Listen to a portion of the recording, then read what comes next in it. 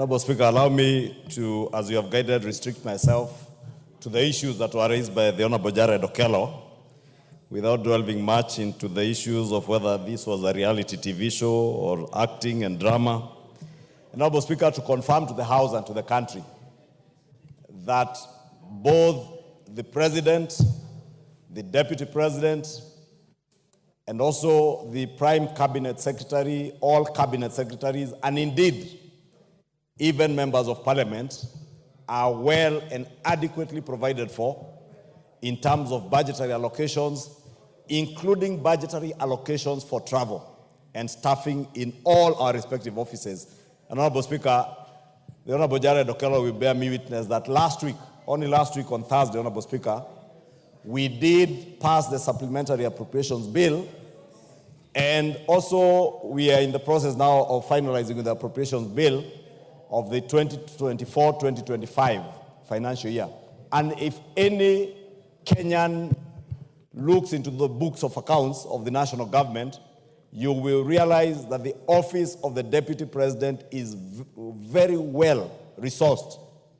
And indeed, Honorable Speaker, maybe it's good to just put it into perspective because the Honorable Jared Okello has raised the issue. And there are issues that touch on, as you have guided, on the budget of the office of the Deputy President or the presidency, issues that touch on security of the person of the Deputy President and that of the President. And also, Honorable Speaker, what the Honorable Junet has referred to as the honor and dignity that comes with the offices that we all hold, not just the President and Deputy President, but even us as members of Parliament. And Honorable Speaker, in confirming that there are adequate resources, including resources for air transportation, Honorable Speaker, both for fixed airwing, aircraft, for helicopters, and even if the Deputy President opted to travel by sea, there are adequate resources for him to travel by sea, by SGR, or even by coast bus to any other bus, Honorable Speaker. And let me also say, Honorable Speaker, it is not unusual, because I don't know why anybody would think it's unusual for the Deputy President to travel with our national carrier, Kenya Airways. Honorable Speaker, I have witnessed holders of that office in the person of William Ruto, our current president, use not just Kenya Airways. In fact, last week when he traveled to South Korea, he took a commercial airliner to South Korea to and fro. The only difference is that he never posed for any photograph anywhere. I have also witnessed when he was Deputy President, William Ruto traveled not just on Kenya Airways, but used jumbo jets to Mombasa, to Eldoret. He has used Skyward and Renegade, and the other, not 540, there's another airline that Safari Link to Masai Mara. And therefore, it is not unusual. I think the only unusual thing that happened yesterday, Honorable Speaker, and maybe that may have gotten the attention of the Honorable Jared Okello, was the Deputy President towing a bag, a new bag, brand new bag, as the Honorable Junet says, that could not even fit into the compartments in the aeroplane, towing the bag and posing for a photograph. But unfortunately, I think, Honorable Speaker, on matters touching on security, the Deputy President was also very well secured yesterday, and I can confirm that to the country.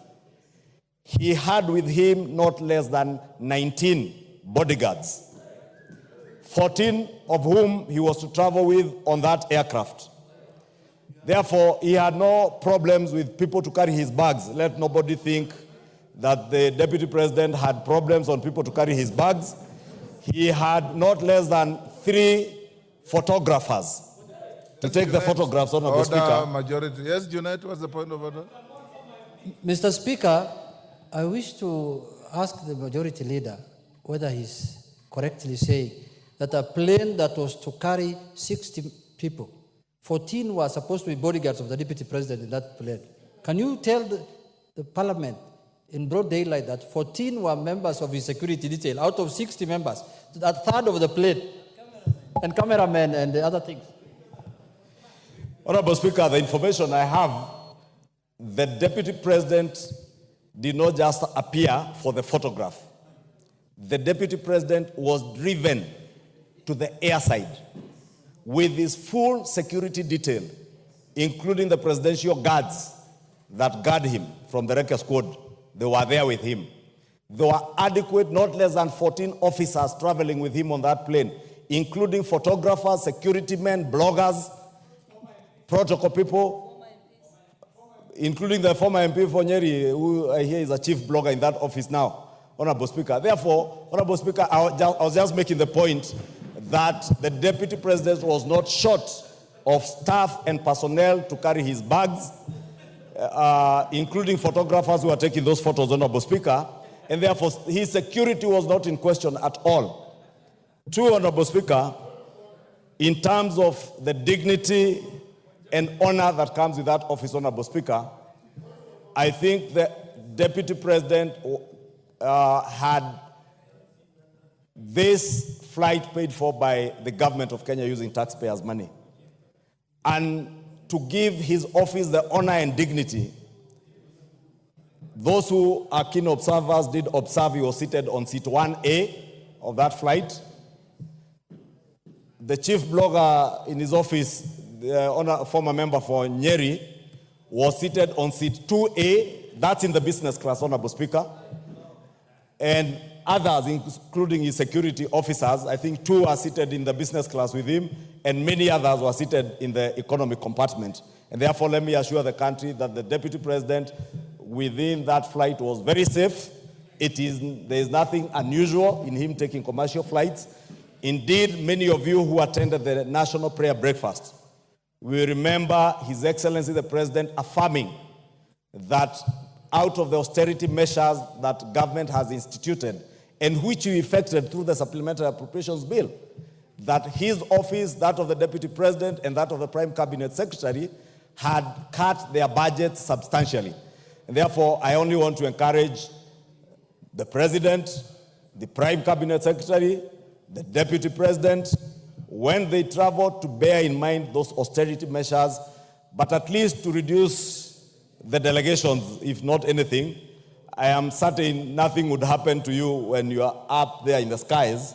Therefore, 1 or 2 security officers might be adequate. You do not need 3 or 4 photographers to travel with you on that plane. You can send some by SGR or others to drive to Mombasa. Therefore, I want to encourage all our government officers to bear in mind that we are in a tough situation and austerity measures that government has instituted, including Parliament, Honorable Speaker. I was pleasantly surprised the other day when I saw members of Parliament carpooling to travel to Naivasha because they thought it was easier to hold their meeting where they were holding and carpool. And Honorable Speaker, this should be the spirit, Honorable Speaker. But also, Honorable Speaker, more importantly, because I have seen these questions being raised, especially by bloggers, is the Deputy President entitled to use of military aircraft? Honorable Speaker, I did engage the Cabinet Secretary for Defense, and indeed I have asked, Honorable Speaker, so that we may put this matter to rest, I will be writing to the Cabinet Secretary for Defense to appear before this House in plenary that only the President and the First Lady, the President as Commander-in-Chief, since we don't have a Deputy Commander-in-Chief, has access to military aircraft. The Deputy President has a police aircraft designated for his use, which currently is under maintenance, and the Cabinet Secretary tells me in the next few weeks they will have finalized with its maintenance, because it is not just a police aircraft that is maintained by government, but whenever the Deputy President is flying that aircraft for his safety and security, bearing in mind the office he holds, is usually flown and operated by Kenya Air Force pilots and servicemen, Honorable Speaker, so that we can assure the Deputy President's safety, assure the country of the Deputy President's safety. Honorable Speaker, when the Kenya Kwanza government took over, I am also informed, Honorable Speaker, our defense forces would occasionally allow senior government officers to use their aircrafts at times on request. And ordinarily, government policy is when any senior government officer like the Deputy President or the Prime Cabinet Secretary intends to use a military aircraft, because these aircraft are designated for operational work by the military, to request for use of a particular aircraft, whether it's a helicopter or a Dash 8 or a fixed-wing aircraft, through the office of the head of public service, Felix Kosgei. Honorable Speaker, let me put it on record because I have checked those facts. The day that the Honorable Okello refers to on Madaraka Day, the office of the Deputy President never, because I would not know why he decided to get late, because either way you could also choose, like the Honorable Speaker chose, to go and spend the night in Bungoma or in Kisumu and be near the function, or wake up early like many of us did to travel. The same with the incident that the Honorable Jared Okello speaks to this Sunday in Nakuru at the Akorino Church. It is true, the Deputy President arrived over an hour later than the President. The President was magnanimous and courteous enough to be able to receive his deputy. And, Honorable Speaker, I can also confirm, because I was to join you in Laikipia, we left Nairobi at exactly the same time with the Deputy President at about 10:44 a.m. when his chopper was lifting from his current residence. Honorable, we traveled together. There was a slight challenge with the weather, I can confirm, Honorable Speaker, around Mount Longonot. And we were able to maneuver through within a period that did not exceed 5 minutes. As to why the Deputy President chose to tell the country that he had transport and weather challenges, Honorable Speaker, on the pulpit in church, again, I would not be able to be in a position to tell why the person serving in the office of a Deputy President would choose to tell what is not true while standing at a pulpit in a church, Honorable Speaker. And since, Honorable Speaker, you have guided, we are not here to discuss the conduct of any person. I do not want to dwell into that. But to assure the country that both the President, the Deputy President, the Office of the Prime Cabinet Secretary, from what the Minister for Defense has informed me, may, in writing, ask for use of military aircraft. And, Honorable Speaker, the Defense Cabinet Secretary did inform me that for the last 1 year, the aircraft that were being used by the Deputy President, the Prime Cabinet Secretary's office, and other senior government officers occasioned an expenditure of 500 million shillings, 500 million shillings, to KDF. KDF has written to the various offices, and the office of the Deputy President has written back, declining to share in the costs of the wear and tear and fuel of these aircrafts. And that is why the Kenya Defense Forces and the Ministry of Defense made a policy decision that should any officer want to use military aircraft, it must be on request, since all these offices have resources appropriated to them for air travel. Therefore, if you use a Kenya Defense aircraft for fuel, for wear and tear, you pay for it from the budget in your office. And therefore, Honorable Speaker, should cry foul that they have not been allowed to use military aircraft.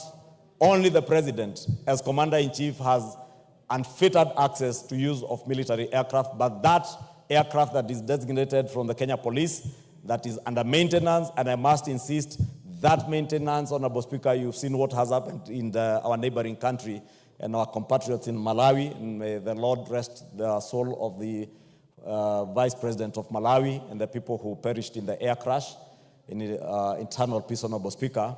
we would not fathom that happening to any of the officers serving in our government. And you remember, Honorable Speaker, I'm also informed many of those aircraft, including the ones used by the President, were put to a rigorous maintenance program following the unfortunate incident where we lost our Chief of Defense Forces. And therefore, it is only fair that we allow our military and those who take care of these aircraft to service them and avail them for use by senior government officers when they are in good and serviceable condition, Honorable Speaker. Honorable Speaker, allow me, I think I have adequately answered to that, but I want to commit this is just a preliminary answer to the Honorable Jared Okello. I have since spoken to the Defense Cabinet Secretary and asked him, I'll be writing to him to come and appraise the House as to exactly how senior government officers should move, how secure the aircrafts they are using are, and how often they service them, and any challenges that they may have with those aircrafts, Honorable Speaker. In conclusion, Honorable Speaker, let me speak to many people, Honorable Speaker, because I saw a very unfortunate post yesterday on social media by those bloggers who work in those big offices, Honorable Speaker, anticipating the demise or the occurrence of a vacancy in the office of the President. Honorable Speaker, there are things people may do casually and post online. And I remember, Honorable Speaker, when my predecessor, the Honorable Charles Jonjo, was Attorney General and Minister for Constitutional Affairs, he made it treasonable to even imagine the death of a president. We are not in that age, Honorable Speaker.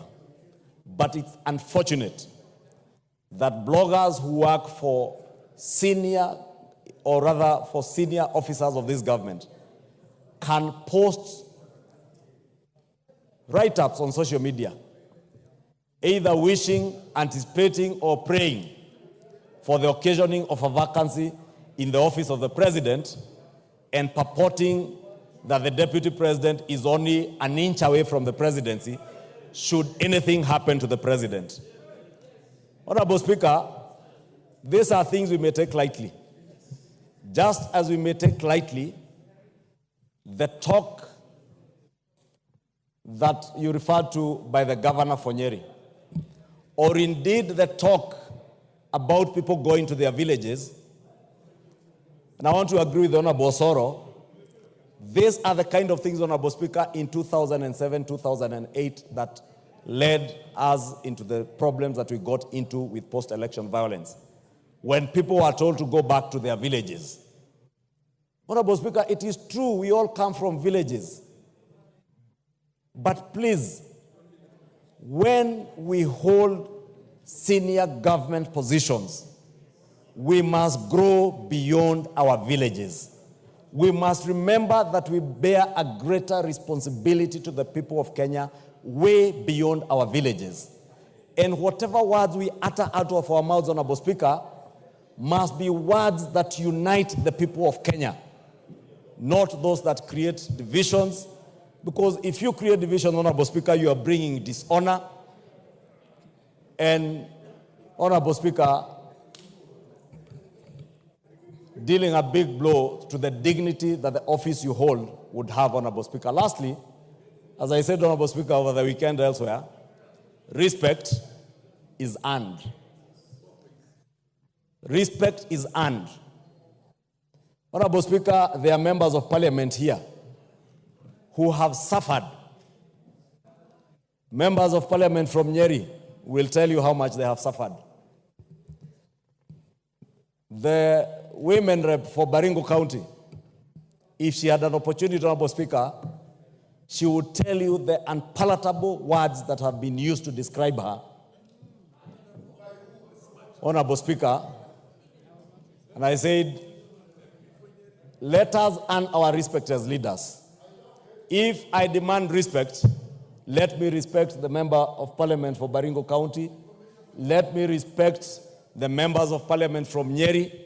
Let me respect the members of Parliament from Mount Kenya and across the country. Who do you want to inform?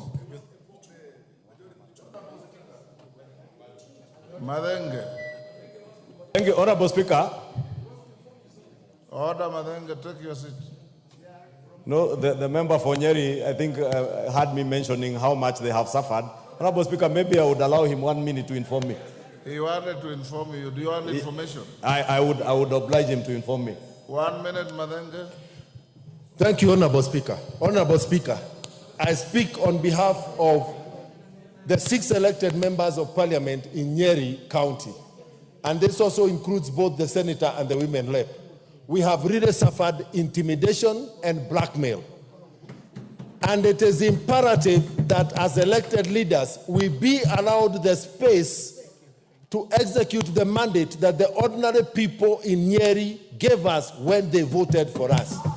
It is not possible that the people of Nyeri voted for us so that we can follow an individual when that individual goes dancing, drinking Moratina, and eating nyamachoma. It is not possible. And it's not even in Nyeri. It is in, the dancing is happening in Honorable Kejori's constituency. We want to speak from the floor of this House and inform the country that respect is two-way. You cannot disrespect us in other constituencies and expect us to maintain the respect that we have accorded you for the last 2 years. Respect is earned. It is not demanded. It is not coerced. You've made it is your not information. enforced. Thank you, Honorable Speaker. Wind up. Wind up, Majority. Thank you, Honorable Speaker. Allow me to end up, Honorable Speaker, by just saying, Honorable Speaker, just as the Honorable DMM has said, that as national leaders, let us earn our respect. Let us not demean other leaders. Let us not coerce. Let us not intimidate other leaders.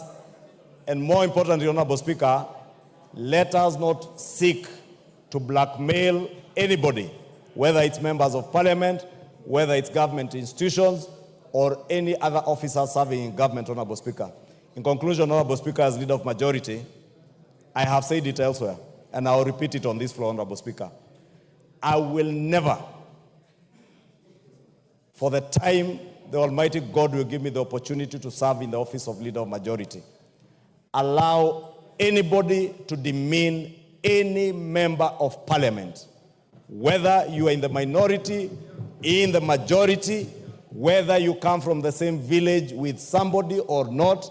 I will never sit back, and I will protect the rights of all members of Parliament as their leader and as a leader in this House, Honorable Speaker, because in doing so, I believe I am protecting the dignity of not only this House, Honorable Speaker, and individual members, but the dignity and honor of the people who have elected these members of Parliament. With those many remarks, Honorable Speaker, I may commit that I will be writing to the Cabinet Secretary of Defense to answer more substantially to the issues raised by the Honorable Jared Okello. Thank you. As you do so, the Honorable Minority Leader has requested me to give him a minute on this, and he will be the very last. And take into account what he will say in what you intend to... Thank you, Honorable Speaker. I really didn't want to speak to this, but I think it is my duty to raise my voice on such a weighty matter. Honorable Speaker, let me start by saying that it is not in our place as a Azimio coalition in the House. It's not part of our responsibility to meddle in the affairs of the executive or to attempt to provide solutions to the executive. But Honorable Speaker, as I said earlier on, there can only be one government for the Republic of Kenya at any one given time. Honorable Speaker, there can only be one government for the Republic of Kenya at any one given time. And therefore, a dysfunctioning government, regardless of who has formed that government, affects every citizen. What we are seeing here is the making of a dysfunctioning government. That is what I have to say first. But second, Honorable Speaker, as students of history, we are told that history repeats itself. First, as a farce, and second, as a tragedy. Honorable Speaker, you will recall what happened in this country in the year 1989 or thereabout, when the then Vice President, Dr. Josephat Njuguna Karanja, was hounded out of office on account of becoming too big, of making fellow leaders to kneel before him. He became a kneel before me Vice President. Honorable Speaker, at one point, he actually purported to be the acting president when President Moi was around still. Honorable Speaker, I don't want to say who was right or wrong. Likewise, I don't want to say who is right or wrong in the present instance, because I don't belong to Kenya Kwanza. But let me say this. Honorable Speaker, the Kenya Kwanza government has got a duty now to govern. But you also owe Kenyans a duty to give them a functioning government, a functional government. And therefore, anything that can create dysfunction in government must be sorted out as quickly as possible. Honorable Speaker, you know, when a hyena wants to eat its children, he starts saying that they smell like a goat. Honorable Speaker, I don't know who is the hyena here, who is the goat here. But Honorable Speaker, something is definitely not working. Honorable Speaker, from where we sit as Azimio members, we see a situation where the marriage is not working. And if the marriage is not working, the logical thing to do is to separate. So marry another wife. The wife and the husband are not compatible or are no longer compatible. Yes. So the most logical thing to do is to divorce, but start by separating. So if you want us to help you in the process of separation and divorce, then we are willing to do so. We shall offer our free services. Thank you, Honorable Speaker.